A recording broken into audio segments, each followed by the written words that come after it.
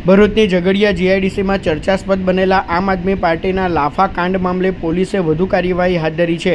Jhagadia GIDC પોલીસે ભરૂચ જિલ્લા આમ આદમી પાર્ટીના પ્રમુખ પિયુષ પટેલ, જિલ્લા પંચાયત સભ્ય રજની વસાવા અને ઝઘડિયા તાલુકા આમ આદમી પાર્ટીના પ્રમુખ સર્જન વસાવાની ધરપકડ કરી હતી।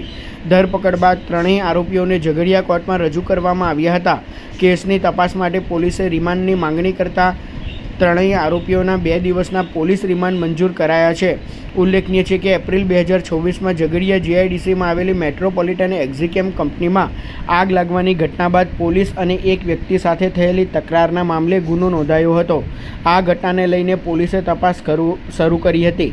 આ કેસમાં આપના ધારાસભ્ય ચૈતર વસાવા સહિત કુલ 4 લોકો સામે ગુનો નોંધાયો હતો।